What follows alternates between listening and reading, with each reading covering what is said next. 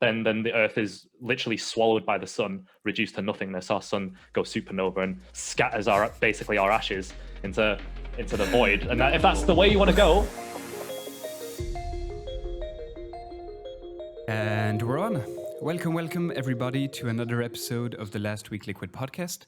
Today I have the pleasure of sitting down with Andy, better known as Feint.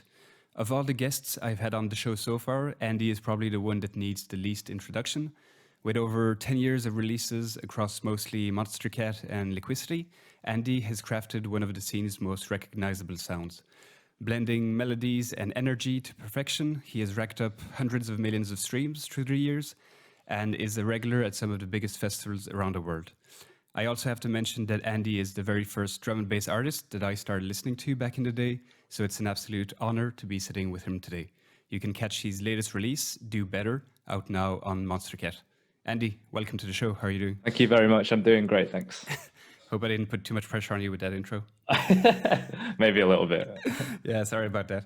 I did have to put that disclaimer in that, you are like the first like drum and bass artist I started listening to when I discovered like Liquicity. And you're like the first one where I was like, okay, I need to find out all the tracks that this guy has made. So it's slightly surreal for me to be speaking with you now, but yeah, thanks for coming on. Thanks so much for having me. So how are things with you? How are things in Manchester at the moment? Yeah, good. I mean, the whole COVID situation is still ongoing. You know, I think we've got a little roadmap in the UK for how things are going to go, but I guess we'll see how that turns out. Yeah, I think the news was because I don't really I'm in Ireland at the moment, but in the UK it sounds pretty promising. At least from what they've announced, like in June, July, it's like everything is going to be open from what they've said.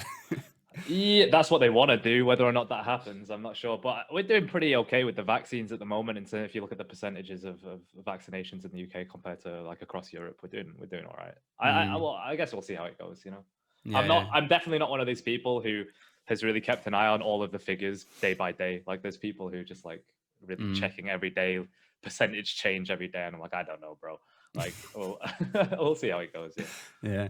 I was talking about it with a mate the other day, and he was telling me the same thing. Like he doesn't check anything anymore because it comes to a point where it's like either you read the news every morning and then you're just depressed for the whole day, or you just decide to like, okay, just let me know when I can go outside and shop or whatever. Yeah, exactly. I mean, it's been going on for such a long time now that like it's got to that point where the way that the numbers change are in the hands of the people above, you know, and we only have like a really general outline of how they're handling things, and that's Yeah. So how are you feeling regarding like summer festivals and stuff? Are you cautiously optimistic, excited? Optimistic, very excited. Obviously, I'm not going to get my hopes up for it. I'm not putting all my eggs in I need the festivals to make me happy basket. But yeah, it'll be really good fun, and especially to see everyone again, all the international friends. And Yeah. Are you booked for some festivals already, or anything you well, like for example, the one that I'm really looking forward to is obviously Liquicity, because I think last year was the first time it didn't happen since it started, you know, and it's a really, really weird thing. And Liquicity is really special because it's where everyone comes together, you know.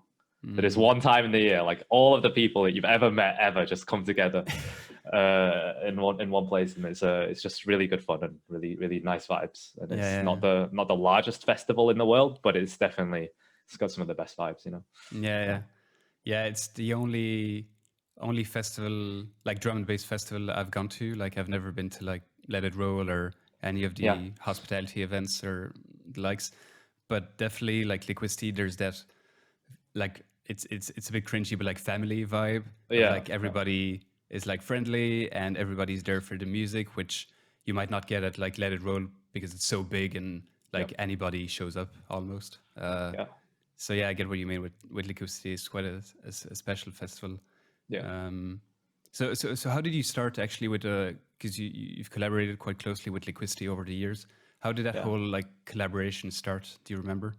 I mean, it was pretty natural. Like before I started even producing, you know, I was listening to, so mainly in terms of drum and bass, mainly two things, right? First was like Pendulum with like Hold Your Color, and then you know, also like Liquicity and the old uploads. Like back in those days, back in those days with YouTube, it was really weird, right? Because YouTube was the first place I ever started uploading tunes, you know, and it was much more like felt more like just like a normal social media back then. You know, people were like sending you friend requests on Facebook and like, you know, what I mean? Like it was a bit weird on YouTube, sorry. On YouTube, it was a bit weird. And back in those days, there was loads of these like small independent like promotional channels, just loads of them, or millions of them. And like it was, as a new producer then, it was really such a big thing to get on these promotional channels. Because I remember thinking like, oh, this one's huge. It's got 14,000 subs.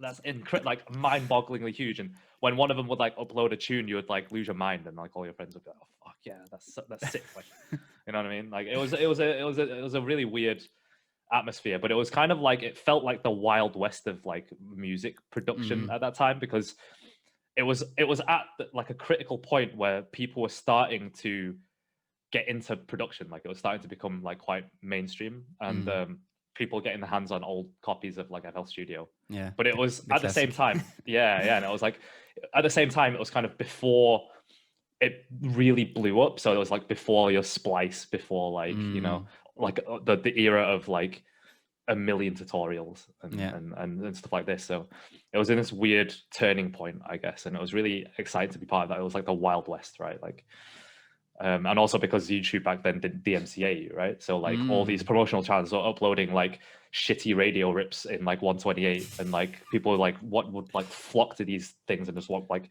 you know, then like rip that and then re-upload it on like LimeWire. And like, it was, it was like in like 64 kilobits, you know, like, I don't know, bro. Like it was a weird time, but it was like really exciting for me, who like at the time didn't know anything. I was just a dude who really liked the music and liked the shitty radio rips and liked listening to the music and being exposed to that. And it was new and exciting, and it felt really like really cool. And So did it ever feel like was it an actual goal to be on Liquicity, or was it like just a dream, like maybe someday, like? Absolutely. Back at like when I started, because Liquicity was already like much bigger than the other channels, and they were one of like the first ones that I followed that started taking that more serious, like the promotional side of it more seriously than they became, especially when they started the label and everything in the really early days. And it was definitely becoming like a step ahead of the other like a small business, exactly. And so it felt like something that was, when I was starting out, a bit out of my reach, and it was definitely like a goal to be on there. And So did you like reach out to them saying, I have these tunes, do you want to feature them? Do you remember like the first tune on Liquicity? Like what was that like?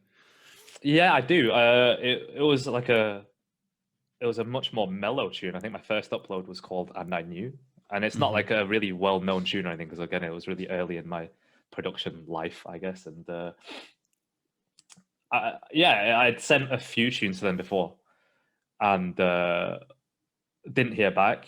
And then this one, they were like, "Oh yeah, I really like this," and so they just uploaded it, and it was like a really big thing for me back then. Yeah. So was that like a signed tune, or was it just? It wasn't. No, It was just I think it was like a free release. It was just like some casual thing, because back then I didn't think about releases and stuff. I was just like, oh, here's a tune, and just you know, like upload my own MP3 into like zippy file and be like, yo guys, here's a new track. So cool. So how did that feel? Do you remember? It was such a big thing for me. It was really, really it felt like the top of the world. Like I felt like I was on the top of the world, you know what I mean? Like hell yeah, like this channel that I've been following for so long, we finally uploaded a tune. It felt really, really good. Yeah. So then from there, how did it, because obviously afterwards you started signing tracks with them, so how did that journey kind of look like? Did you keep sending them tracks?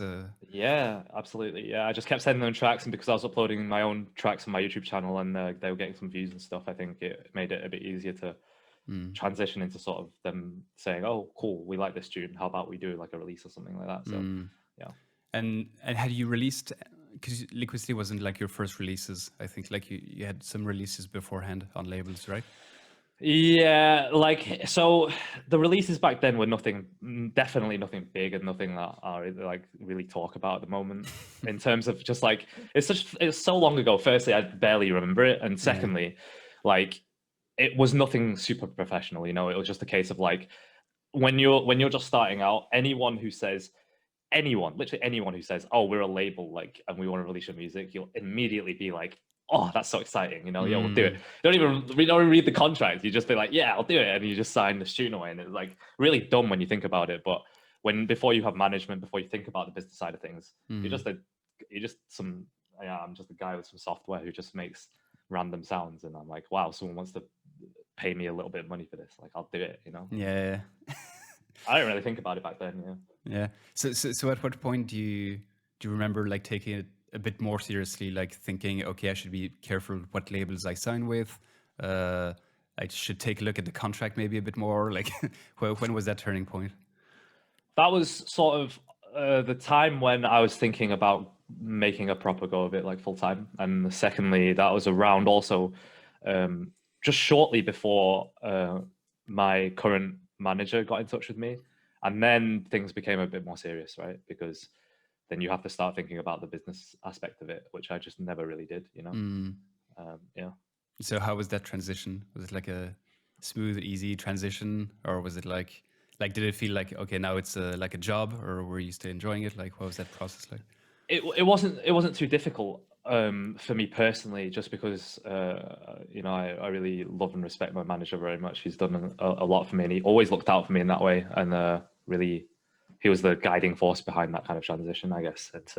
And so I didn't really have to think about it, and any questions I had were just immediately answered. And yeah.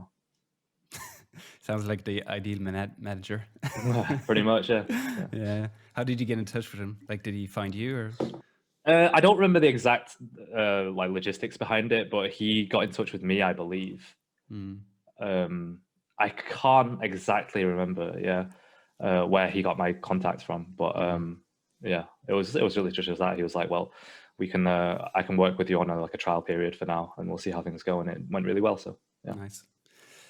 So take me back to, again, as much as you remember, like before, like when you started producing, because I can see guitars in the background and probably a Les Paul or something.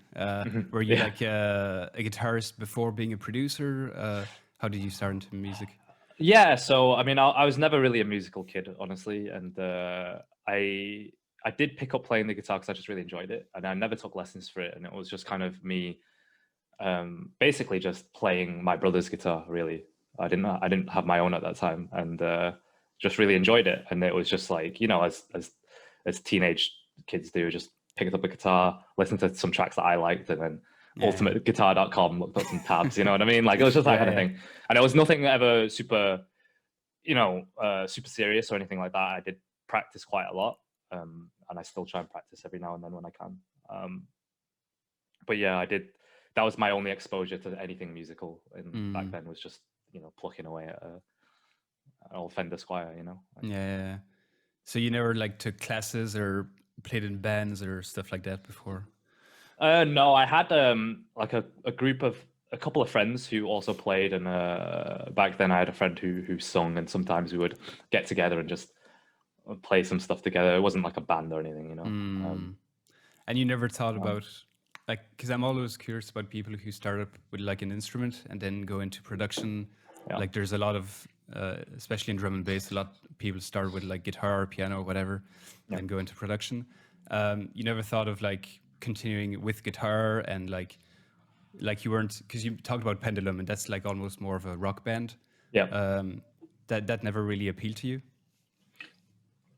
I mean, it was a thought that had crossed my mind a couple of times, but I don't know. The whole like guitar thing, although I obviously I really like Pendulum, but I never really saw myself making that kind of music, you know. And I guess years ago I experimented with that kind of sound, and it was, I guess, like a phase.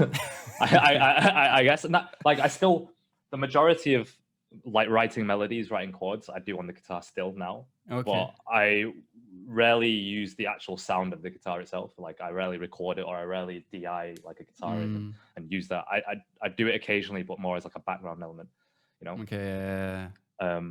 If anything, a lot of times I like using like an EBow on the electric guitar as more of like a background thing rather than a foreground element. Like What's that? EBow?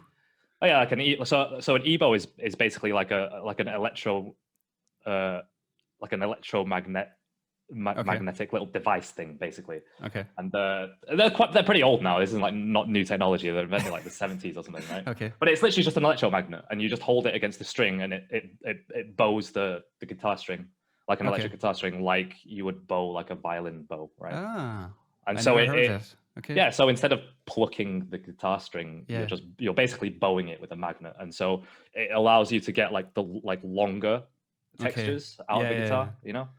And so you just slap some reverb on there, and you got some instant pads and stuff. I guess. Okay, that sounds pretty cool. I never heard of it. Yeah. I was experimenting the other day with just throwing like a ton of like just 1 or 2 notes and then a ton of reverb and delay. And there's some amazing plugins that you can just create pads out of it. Exactly. Because I found like recently a few tracks of mine that I've heard, and then I've heard other people using the same sample because I'm more in like liquid stuff. Yeah. I'm like, okay, I need to start using Splice a bit less because. So tell me about like your writing process. So you said you usually start on guitar. So is that like for melodies? Is it like chord progressions? How does that work? Yeah, because obviously, like, I mean, for the kind of drum and bass that I make, I mean, I still think there's a lot of people who would like take exception to calling it even drum and bass, you know, because it's like more, you know, it's more melody. It's more about the song, you know. Yeah. I've always liked writing melodies and stuff like that. I've never really been about like the techie sort of underground vibe. Although regardless of how much I respect that, and you know, I listen to that kind of music as well. It's just not what I produce personally.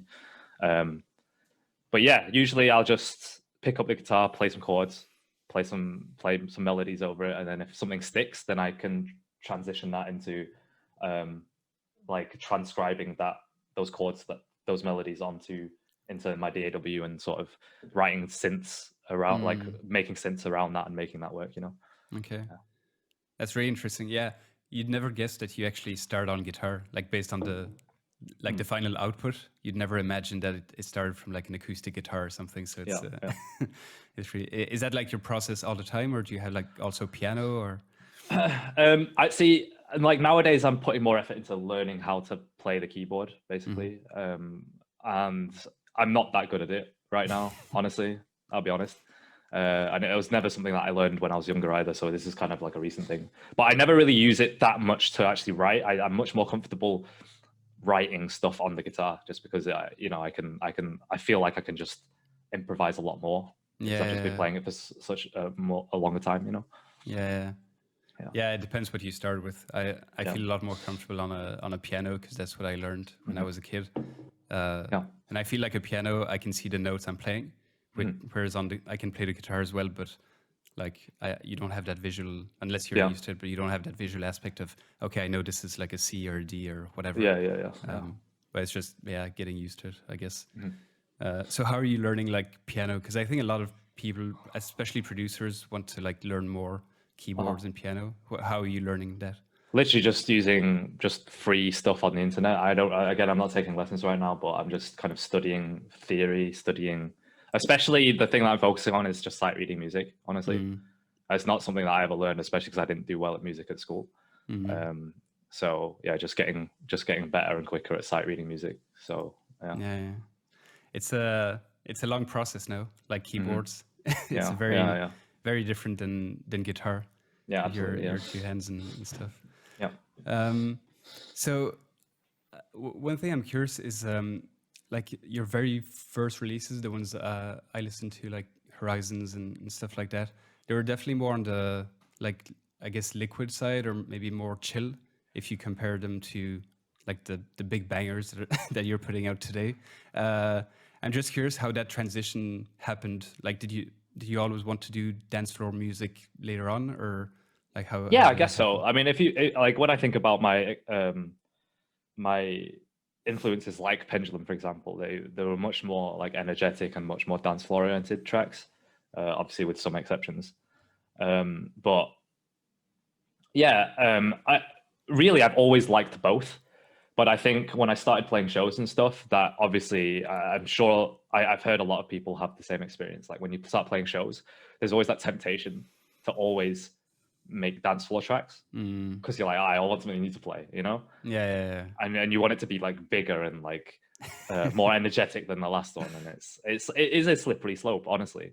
Yeah. But now, like, there's firstly there's a good in between, I think, right? There's a good in between of those two things. You can make really energetic dance floor tracks which also are expressive musically, I think. But obviously there's only so much you can express through the medium of loud 200 hertz snares, which have a place, obviously, right? Like that they exist for a reason, and in a context they sound great, you know. But yeah, actually it's interesting because nowadays, especially on like a new on some of the new stuff that I'm working on that haven't been announced, haven't been released yet, I've got some stuff which is much more like the old days, which is more laid back, much more stripped back, or yeah, more stripped back and a little bit more, I guess, sensitive, I guess. And yeah, I'm looking forward to that because yeah, obviously I love the like big dance floor anthems, and I was speaking with Andromedik a few episodes ago, and you put out a track quite recently with him, which I love. But I also love my more chilled, laid back, liquid type of vibe. So it's cool that you're going back towards that. Yeah.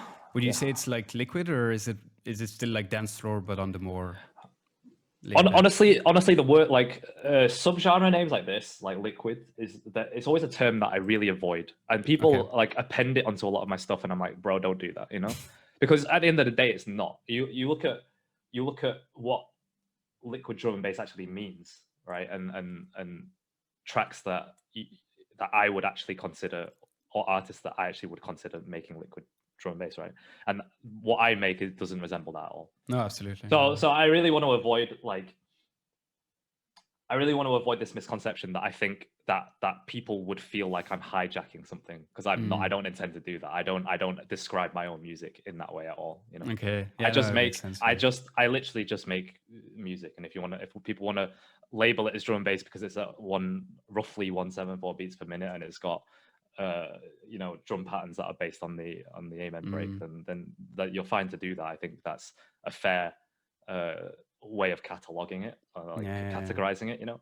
That's absolutely fine by me. But when it starts being more specific about subgenres, like, nah, I'm not really interested in being under a subgenre, you know. So if anyone asks me to describe the kind of music that I make, I just make melodic drum and bass.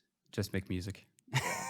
Like because it's more it's more focused on the song elements and less about like the techie aspects and no, absolutely, and stuff. So no, I get that. It's true. Yeah, we tend to, me included, to get bogged down by like subgenres, and sometimes it just because it helps, like, I don't know, differentiating when you're talking about an artist and you want to explain what it sounds like. It just helps convey a certain image. But then that can, there's also the backside of, well, it might not exactly be liquid or whatever, so there's no point using that term. So exactly. I was just mentioning your track with Andromedik there. How did that collaboration come about? Because I got his side of the story. I'd love to hear yours.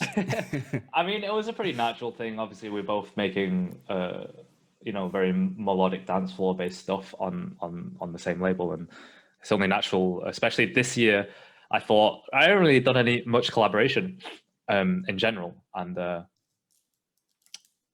this year I decided, you know what, I'll just be more conscious of trying to do more collaborations, and this was a really natural one to do. So he sent me the original idea, which was basically the main melody in like a project file with some placeholder stuff, and I basically worked on that, and we just sent it back and forth basically until we were happy with it. And so when did the vocals come in? Was it meant to be like featuring a vocalist? Or... Yeah, I mean, we always knew that it would be a good idea to feature a vocalist, and we didn't really have an idea of who or what kind of vocal. So we just worked on the instrumental, being conscious to leave space for a vocal, you know, Yeah, and yeah. structure it around it having a vocal. And then when the instrumental was done, we, you know, looked for potential vocalists, and eventually we, That's cool. Was it like a lengthy process, or was it a like pretty straightforward? Because I know some collabs sometimes take a lot more time. And here it being like the first time, I believe, first time you collaborated with Andromedik. Yeah. How was that process like? Was it smooth? Was there a lot of negotiation? No, it was pretty smooth. It was pretty smooth, honestly. Like,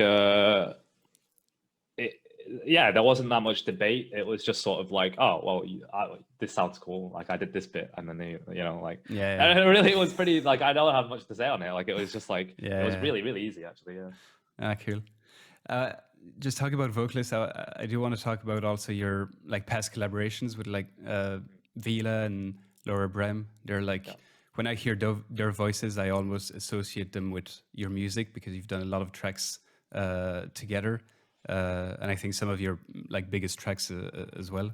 So tell me about like those collaborations, like Veela, for example. How did that start? How did you guys meet? I'll be honest with you. I don't actually remember the first time we got in contact or why. Like, I really don't remember. I think it was literally, I think literally it was just like, I just sent her. Did I even open that up by sending her an instrumental or something and be like, do you want to do a collaboration? I can't remember. But in any case, like, we did, we at some point started making music together, and because it was doing quite well, we just decided to keep on working together, you know? Yeah. So what makes because obviously I was talking to this about with Telamic as well, and he's collaborated with the same vocalist several times as well. What makes like a good collaboration? What makes a collaboration work in your eyes? I think it's when the person that you're collaborating with can connect to the same sort of what you're trying to convey, right? Like, if your idea is based around a certain melody or a certain rhythm, and if the collaborator can feel that and work around that and build things that support that central idea, then I think that's what works really well. Yeah. Okay. Yeah, and I guess there's also an aspect of like when you collaborate a lot with somebody, then you feel more comfortable giving like honest feedback or things like that. Exactly. So it makes the whole process just smoother. Yeah. Absolutely. Yeah. And what about Laura Bremden? Because you've done quite a few tracks with her as well. Yeah. Again, I think it was actually. Again, I don't remember the exact context behind how it happened, but we literally just sent her an instrumental, like, "Hey, do you want to work together on this?" And she came back with a really great vocal, and we were like, "Wow, well, this would really work." And you know, our tracks together really did well, and people really connected with them. And I think we had a good a working synergy in that way. So yeah. Did you feel some, because like those tracks, I guess, like you mentioned, like Time Bomb or Vagrant, or which like some of my favorites, like when you have those written down and they're like almost done, do you have like a sense that they're gonna do better, like, or are they special for you, or are they just like another track that you're putting out there and you don't know what to expect? I think everything. I like to say that everything that I put out at some point, especially during the writing process and when it's fresh and new, it's always really exciting to me. It's never just another. I don't see the music as like a product. If that makes sense. Yeah, absolutely. And it's just like part of every piece that I put out is sort of like, it represents something new that I've learned in my craft, you know. And you can honestly never really tell which ones are going to take off and which ones aren't, and there's no point trying to chase that or pretend that you can sort of capture the success of like an old track. You know, like, there's no point thinking about it. You just do what you're feeling at the time and express your creativity, I guess. And I think that's most important. Yeah. So you didn't have a feeling like when it was done, like, okay, like this hook is like really strong, it's going to resonate, or the lyrics are really good, they're going to resonate, or they always feel special?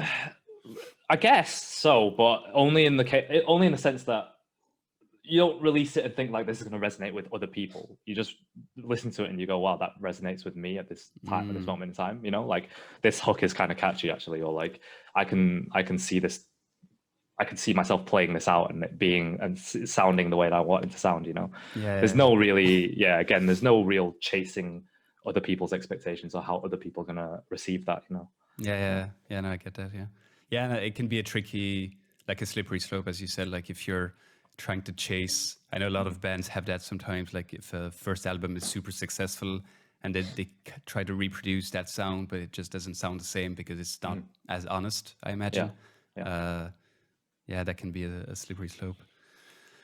Just want to switch it slightly from music, because you're an active Twitch streamer recently. I mean, I wouldn't say kind of active, I guess. Like we stream twice a week. Yeah, it's pretty active. Yeah. How did that start? How did that idea get about? Honestly, it was kind of triggered by lockdown, I guess. Just having more time and thinking of more ways to connect to the community and just more things to do surrounding the music and whatever. Like, although I don't really stream that much music related stuff. I plan to in the future, but really I see it as an outlet just to like chill with people, after working on music throughout the week. It's nice to have just a set amount of time where you can just sit down, play video games, and hang out with, chat with people in the community and answer questions and just chill, really. Yeah. It's a fascinating world that I'm like totally like not familiar with, because I jumped on your stream like a few times, and the first time I realized you were gaming, and like I just didn't understand anything that was happening. Like it's a whole like vocabulary and everything. It's like completely new to me. Yeah, I can definitely see that. Yeah. So what are like some games that you're playing now? Honestly, at the moment, mainly playing a game called Apex, which is the one that I mainly stream, honestly. I play some fighting games like Dragon Ball. I think is kind of popular amongst the Discord and community and my friends as well. So yeah. Were you always a gamer since you were a kid?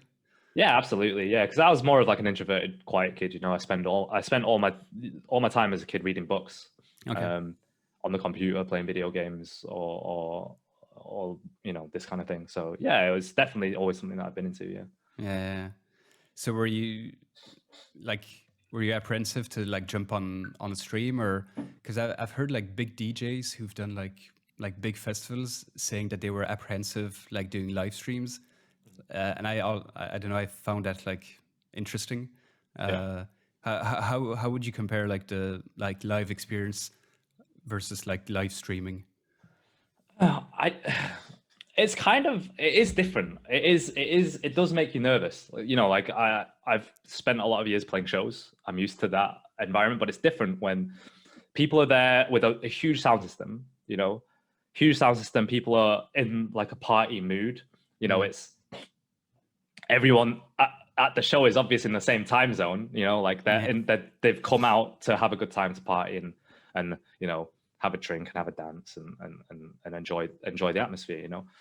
When you're streaming, it feels a bit different because you're also conscious of the fact that there's probably someone on the other side of the world on their lunch break, having a coffee and a bagel halfway through the day, and like you don't know what they're thinking. You know what I mean? Like yeah. At the end of the day, I'm used to playing like upbeat, like drum like dance floor drum and bass stuff, and it's like I don't know. It feels it would be like showing up at a work party and playing like a set that you would normally play at like a lunch set. Yeah, it's a weird feeling, like, and you're just conscious, at least I'm conscious of that. I don't know, maybe people don't care, but like when I recently did a set for Monster Cat Radio, basically, and I was like all of my friends know I was super nervous. Oh really? Yeah, absolutely. I was like, yeah, man, I was feeling really nervous about that. I find that really interesting because I've seen you live quite a few times, and I've seen videos of like the Rampage and like thousands of people. So for me to like imagine that you'd be nervous when you're in the safety of your own home behind a screen, like feels very interesting. I don't know where the pressure comes from. It's really strange. Yeah, it's a really weird feeling. But I think it's one of those things that once, because I was also really even super nervous again, because I'm not a super like extroverted person, you know, like I'm comfortable talking, whatever. Like I don't have trouble socializing kind of thing. But I derive a lot of like energy from spending time by myself, you know, in my own space, my own company. Even the first time just streaming, being on camera on the internet and playing video games or whatever. Like my first ever stream was like was actually a production stream. Okay. And it was just really, it made me super, super nervous to sit in front of people and to have people like listen to what you're saying, or like that's the purpose of it, right? So that it feels like you over scrutinize what you're saying, like over scrutinize yourself, you know? Yeah. But I guess it's just it's a habit. It's like if I were to play like a show of any size, because I've never played live, but a show of any size, I have no idea how I'd get through it. But like do you still get nervous for shows, for example, or is it like totally? I think nerves are natural, right? Like in any area which you are passionate about and you care about, and you want to, you know, when you have a job to do, really, and you want people to enjoy themselves. Maybe it's not necessarily nerves based on being scared of it. It's more nerves based on self-applied pressure to do well and to do your job well and let the people that you're playing to have a good time, because that's really what you're there for, you know? Yeah. No, nerves play like an important part. No, totally. And so for live streams, like recently, like Monster Cat, like when you're in it, do you manage to enjoy it, or do you like stay nervous and super focused? Actually, it was a really familiar experience, because you know, like anyone, I remember when I started playing shows and I would talk to people who are more experienced than me, and they would, the first thing that any of them always say is like, oh, don't worry, right? You play your first tune and after that you'll think about it. And it's just true. And I say the same thing to any time I've seen people who aren't super experienced playing shows. It's exactly the same thing I would say to them, you know? And it was the same for the online stuff. It's just like you play the first tune, you just forget that it's you get in the zone and then you forget who's listening and who's watching. Yeah, that's cool.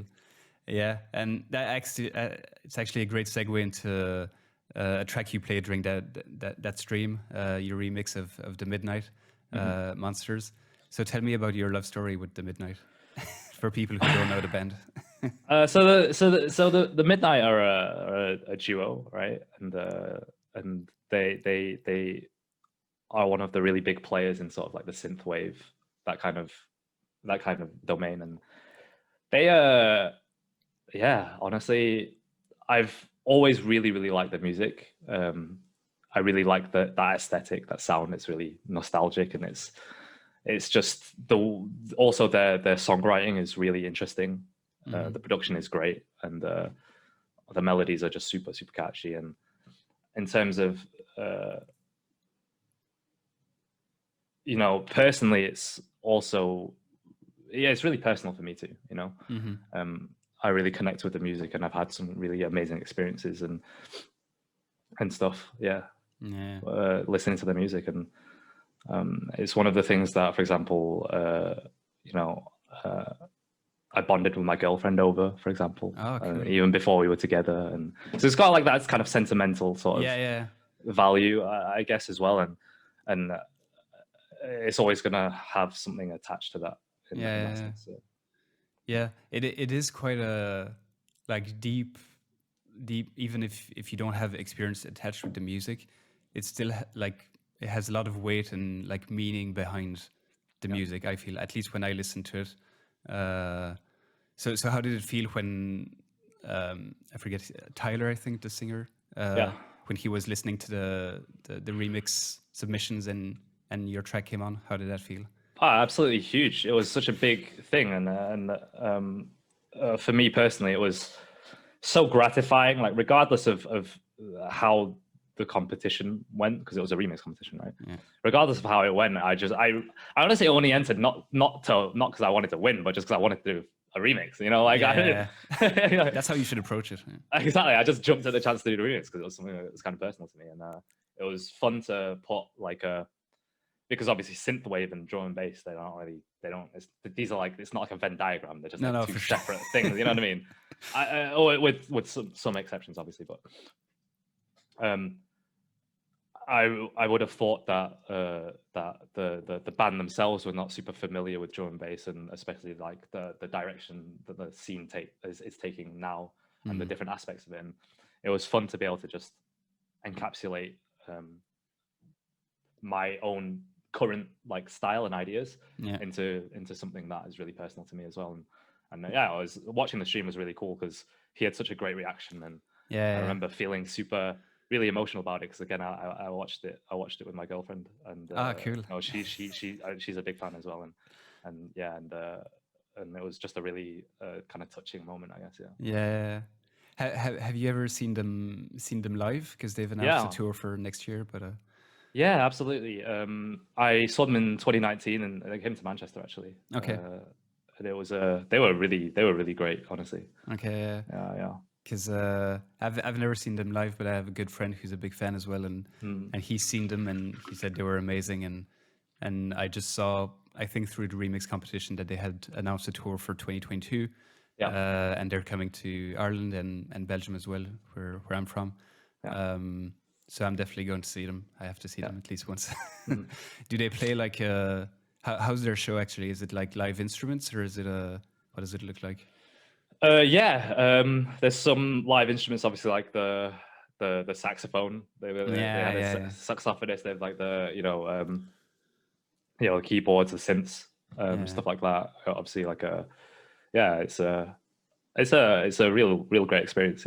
Yeah. Do you plan on seeing them again? I definitely hope so. Yeah. Yeah, absolutely. Yeah. Yeah, that's cool. Yeah, it's funny as well because we were talking about on the Discord like using music in streams, and I had mentioned that I discovered the Midnight through somebody who was streaming on YouTube and was putting their music in the background at the start. I think it was the first track of Nocturnal. I forget the name now. Shadows, I think. And that was playing. I was like, okay, I need to, because I hadn't heard really synthwave before then. Yeah. But those guys are like really cool about like how their music is used and in like streams, whatever. I know you use it on Twitch as well. I don't know. It's a really cool approach to like music, I think. Definitely. Yeah. Instead of like, I don't know, being very protective or like, as you said, like copyrights on YouTube being taken down by labels, they're very like open to, if you want to use it and be creative, go ahead. Yeah, absolutely. Yeah, I think that's super cool. Yeah. Cool. Just moving out here. Something I was wondering, just because we were talking about like live streams and live shows, I'm always like interested in how like technology is like changing music landscape, etc. Do you feel like live streams like have a place, and even when live shows come back, that we're still gonna have live streams? They have their place, or how do you feel about that? I'm not really sure. I'm really not sure.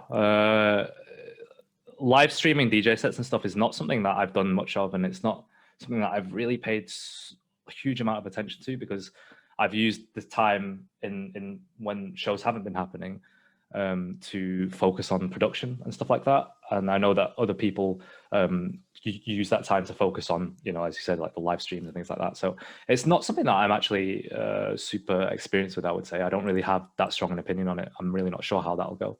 Okay.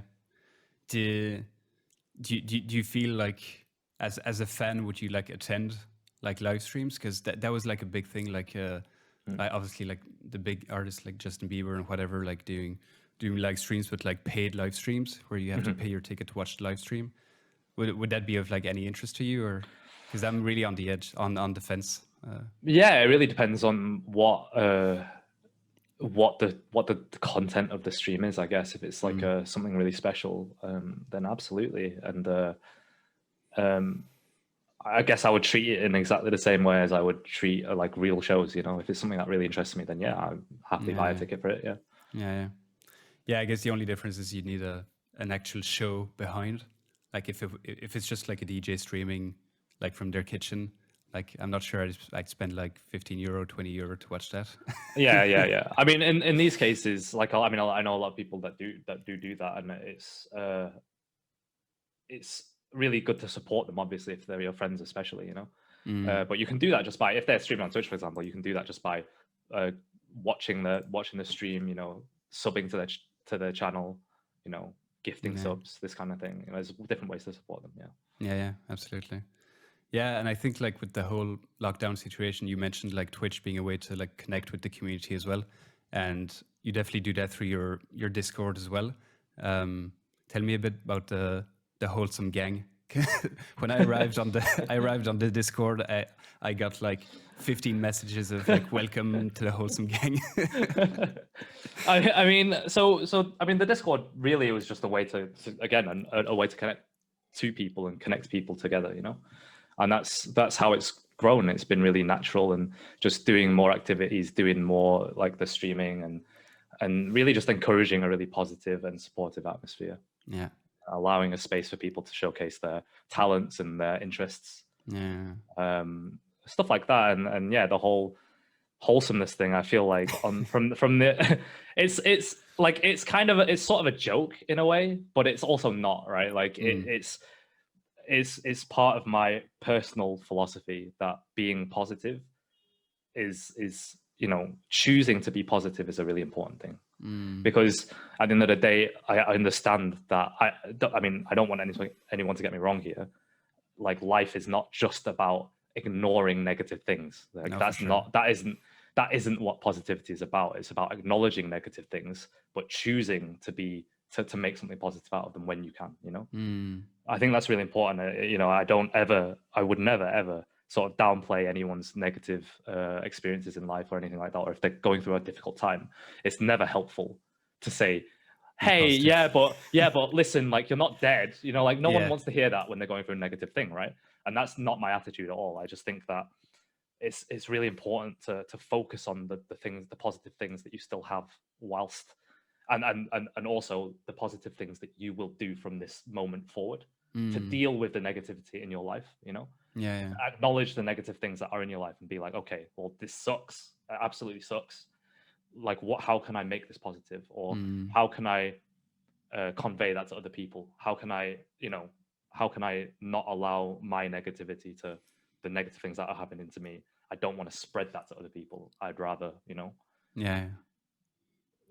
form like a positive atmosphere for people to support each other through the negative times, you know? Yeah, it's often what, again, not minimizing what anybody's going through, but it's often not like what's happening, but like how you react to things, because that's, in the end, that's the only thing you can control, is how you react to something. Absolutely. And sometimes, you know, everyone lets things get on top of them sometimes, and that's completely natural, you know? But I think that strength to withstand negative influences in your life and still, you know, convey positivity to other people, that's a real mark of strength. I really respect anyone who can do that. And do you have any like habits or like things like exercise or meditation or things that you do in your life that kind of help you on that path?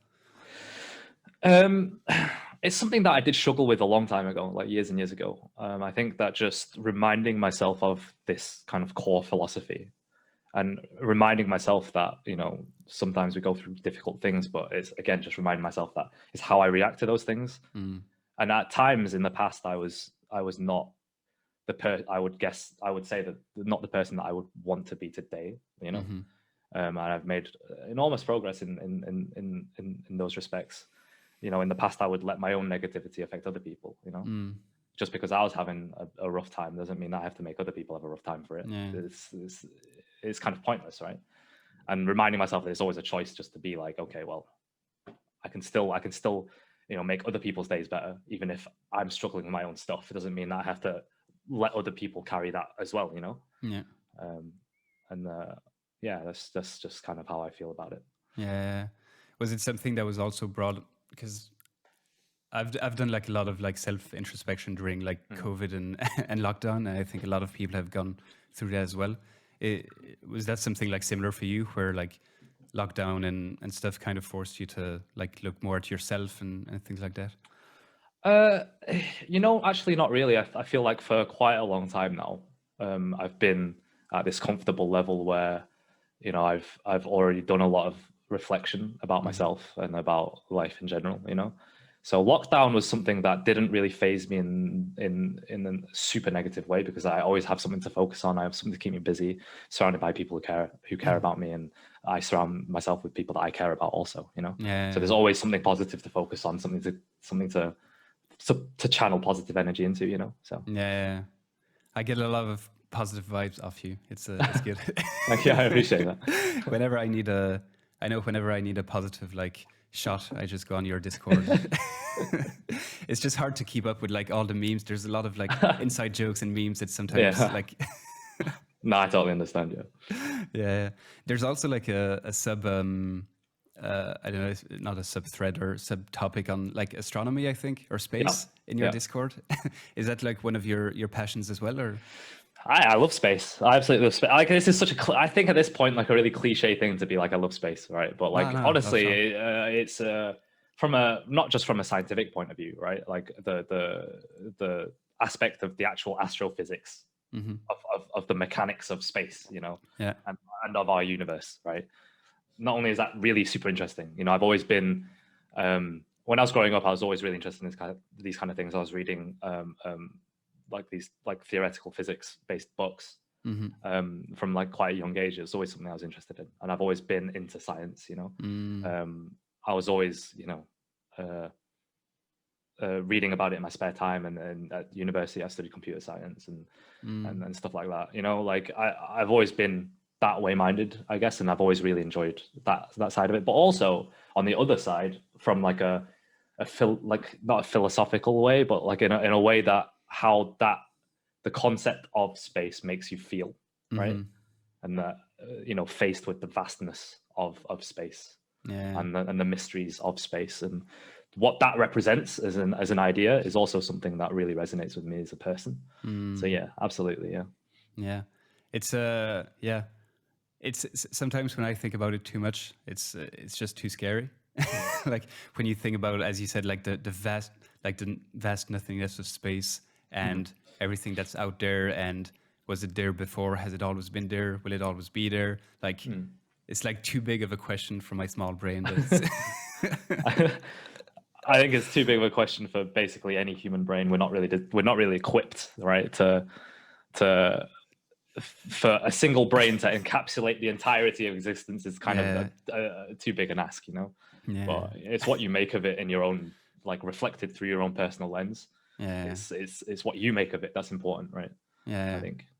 Do you have any interesting theories regarding like space, the universe, like multiverse, expanding, collapsing? I believe everything's going to come to an end, like at some point, and then people always say, "Isn't that depressing?" And I'm just like, not particularly. I mean, I feel like the value of things is really derived by their impermanence. You know, like absolutely. I think that if something was everlasting, it would just lose meaning. You get to the 2 billionth year, and you know, like everyone likes pizza, right? Like now imagine eating pizza for 2 billion years. You're going to be bored of pizza. Like everything just loses its meaning at some point. Everything breaks down when like time tends to infinity. Everything just loses meaning, right? Like the longer the time that you spend doing something, that like almost by definition, the value you gain from it just drops, you know? It's like would you really enjoy summer and going out for a summer holiday and enjoying the beach if that was literally your life every single day? Of course you wouldn't. You know what I mean? You get bored of it. Absolutely. But the whole point of appreciating things, in my opinion, anyway. This is my personal philosophy. True, yeah. But like, I ascribe value to things that don't last forever, and that also goes for the entirety of existence, right? Like everything's going to come to an end at some point, and does that mean that it no longer has meaning? Not really, right? Because at the end of the day, if you know that it's going to come to an end, you only have a certain amount of time to enjoy it and make the most of it. Yeah, you know, that's my thought on it. Yeah, but that's the whole point of, like, if we want to get deep, like, just of life. Like, life has value because it comes to an end at some point.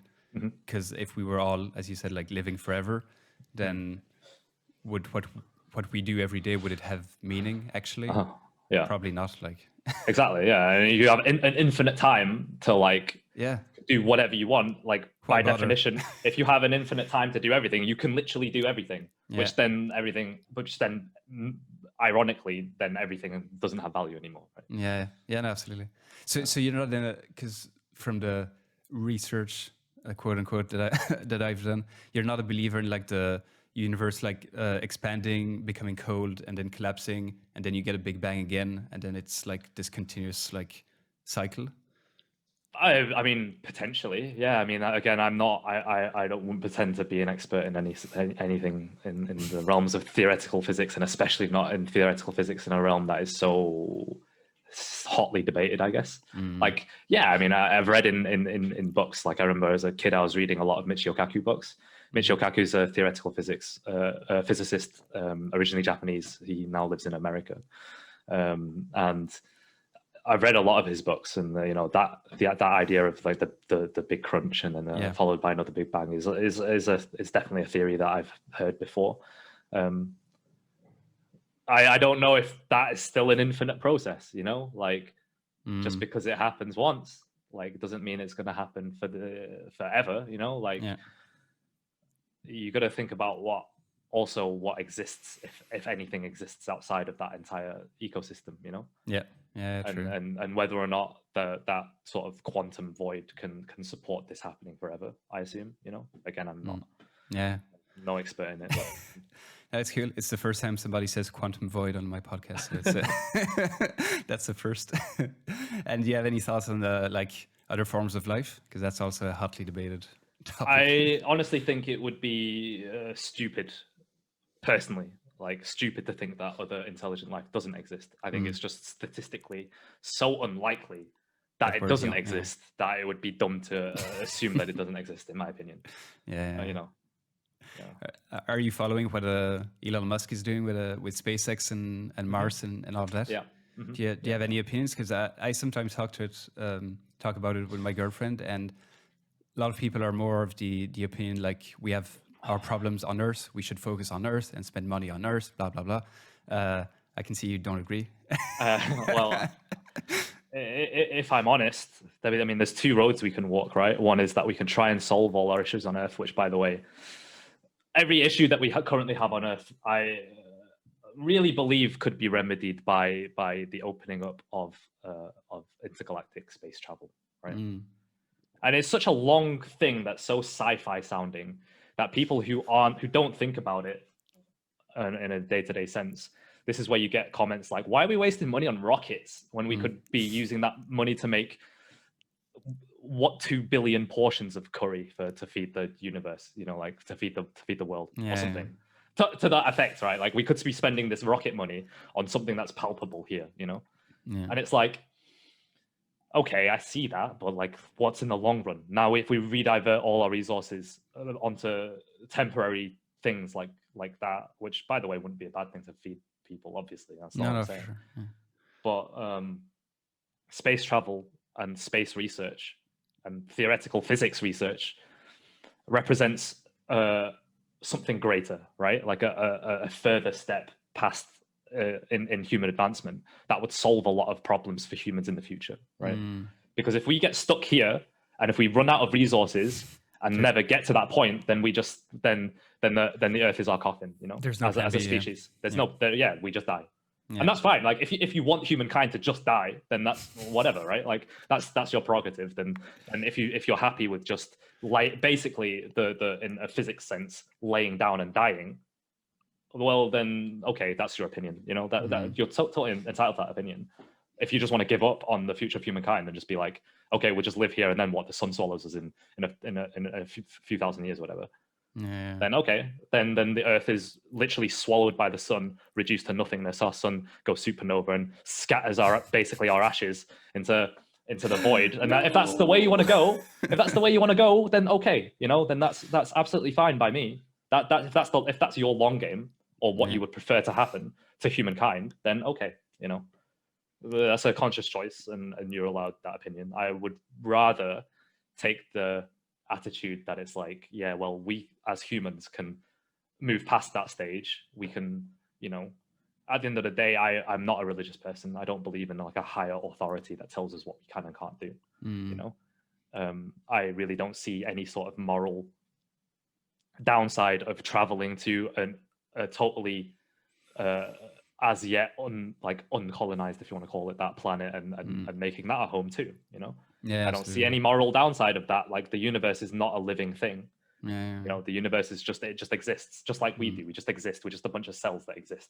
Yeah. And just do the things that we do for whatever, you know. I don't know. Yeah. Yeah.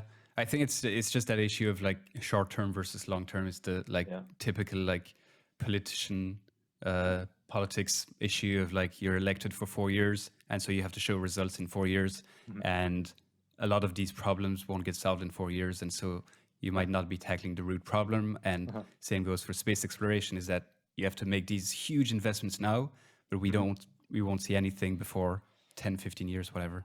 Yeah, I think a lot of people are I use this word hesitantly because it comes across very negative, but short-sighted in that respect, that they don't care about humankind in 200 years. Yeah. You know, or 300 years or 500 years or 1,000 years, you know? And yeah, okay, we'll be dead by then, of course. But then is that an excuse to not put your priorities in a correct place for other people? I don't know, man. Like, again, that's a personal choice, you know? Yeah. But it takes a lot of like effort to even like conceptualize what does 500 years from now mean. Like, because you won't be there, your kids won't be there, grandkids neither. So it's like so far removed. And I think that's why people have an issue maybe with like space travel and investing in going on Mars. Yeah, absolutely. And it's just not something that it doesn't really compute in my brain to not to feel differently about it to me. And this is why I feel the way I do about it. You know, it's just Yeah. You've done your research on the topic. You've thought a lot about it. I mean, I like to think about these things, but also, as I said, I can't pretend that I invented anything. Again, I'm not an expert. I just read books, you know. And, no, for sure. And I think that like these theoretical physics books are really easy because they're written for everyday people. You know, like Michio Kaku's books really are super interesting reads. You know, or like A Brief History of Time by Stephen Hawking. You know? Yeah, I read that one. Classic. Yeah, these books are, I believe, super important for people to read, to open their mind to that perspective, like a wider perspective than just your immediate surroundings, you know. And I think we exist in this universe. We gotta respect that, you know. Yeah, for sure. I'm curious if your parents were, because you're obviously very like deep in the topic. Were your parents like interested by space, or was it just you as a kid, you just stumbled upon it? Not really. My oldest brother had like these kind of books lying around, and I just read them. There's no real other reason other than that. It's just And you never thought of like pursuing it as a like studies, because you said you studied computer science. Yeah. You never thought of going like into like astrophysics or more theoretical aspects? I feel like when I was at the age where I was choosing what to study, I wasn't interested in it. If I went back now, there's almost too many things that I would be interested in studying now, you know, and maybe taking that path. Yeah, I mean, I could see myself doing that and enjoying it as well, you know. Yeah. Okay. Wow, that was deep. I need to breathe. Just to bring it on a slightly lighter note, how did it feel having a track featured on Rocket League? Polar opposites. It was really cool, especially, you know, like Rocket League is such a big game now, and it's enjoyed by so many people around the world, and of course it's going to feel really great to have a platform like that to have a track on there, you know. Yeah. Was the track written for Rocket League, or was it like featured afterwards when it was out? I can't exactly remember, honestly. I think we'd already written it, and then it came around to the point where Monster Cat were like, "Hey, we're doing a collaboration with Rocket League. Hey, do you have any tracks that you want to like apply to be part of the process?" And we were like, "Yeah, what about this one?" And they liked it, so I think it did really well. So I think I said this before on the podcast. I played Rocket League once, and I don't think I'm ever going to play it again. Like, it's so frustrating.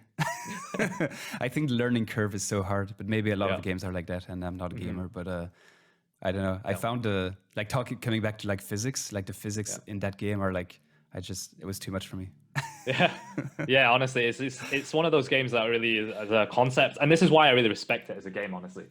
I like games which present you with a really simple core mechanic, right? And the core mechanic is that you have a car and you hit the ball. Like that, it's just literally just that. It's like the easiest concept, right? To get your mind around.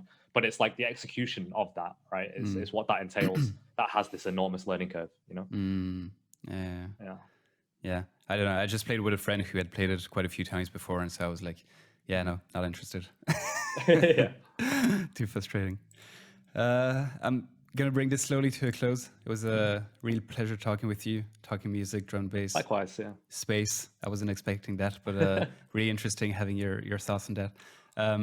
But before we shut off, I'd be remiss to not talk about just one track, which is my all-time favorite of yours and of my buddy, which I showed you the picture at the concert event like 6 years ago. Yeah. And that's Signs. I don't know if you remember that I track. remember that, yeah. We headbanged at so many times on that track at like our own little raves in our apartments. So I just want to, like, do you remember writing that track? How did it come about?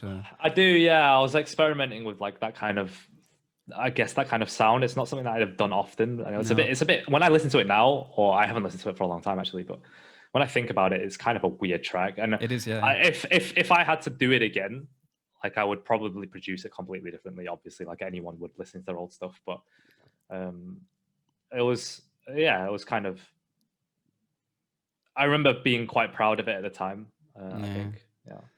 Yeah, and from a like technical aspect, like I'm a still like budding producer. But like technically it sounds like I have no idea how you made that track, for example. Like was it also like a technical achievement for you, like writing that track? I probably at the time I thought it was. When I look back on it, probably not. Honestly, really? It's not. It's nothing. I would say in all of my productions, the technical aspect has never been the forefront. Obviously, it's something that I still really care about because it's part of my craft, you know, and it's something that I study and practice. And I would say that right now, my technical skills are still improving every time I make something new. So when I look back on old stuff like from a few years ago, I don't really think much of it technically, honestly. Okay. Yeah. Well, I just remember when that track came out, and as you said, it's like quite different from other tracks of that period and even of what you did now. And it's very like, I don't know how you characterize the drop, but like very like stop and start. Like the drums are very different. It's not your typical drum and bass pattern. And I don't know, for us, it became like an instant classic of our like parties. Thank you very much. So yeah, I just want to drop that because he would probably kill me if I didn't talk about that track. So.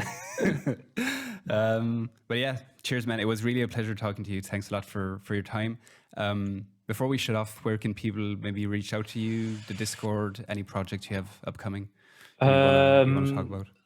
I can't talk about the upcoming stuff. All I can say is I've got upcoming stuff on both Liquicity and on Monstercat. And I'll definitely announce it again on social media, so the Instagram and Facebook, you know, Twitter. But yeah, mainly if you want to directly interact with me, like the Twitch streams and the Discord, really big ones. Yeah. And Discord is, I don't know, how can people find the Discord? It's just discord.gg/Feint. Pretty easy to remember. Yeah. All right. Yep. If you want to join the wholesome gang, that's where all the wholesomeness happens. But thanks a lot for coming on, man. Really appreciate this one, and I think my listeners are really going to enjoy this chat. So all the best. Thanks so much. Cheers. Cheers.